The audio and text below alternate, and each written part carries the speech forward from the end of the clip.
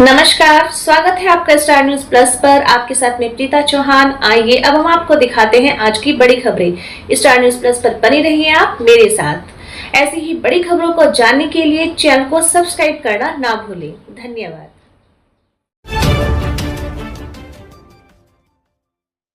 दशा माता मंदिर पर संध्या आरती में महिलाओं का हुज्जुम उमड़ा।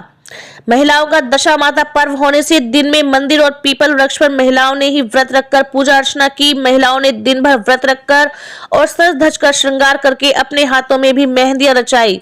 दशा माता पर्व को लेकर सोमवार की शाम को दशा माता मंदिर पर महिलाओं का मां आरती में हुज्जुम उमड़ा और मां आरती का लाभ लेकर माता जी का आशीर्वाद दिया। धूमधाम से गरबा रास भी खेला गया। देखिए स्टार न्यूज प्लस के लिए राजस्थान के बांसवाड़ा से अरुण जोशी की ये रिपोर्ट।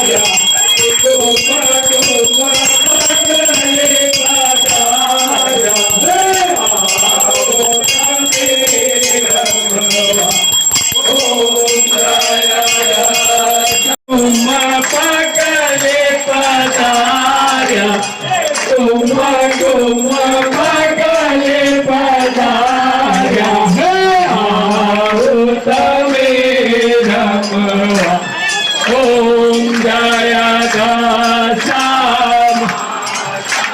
जय लगा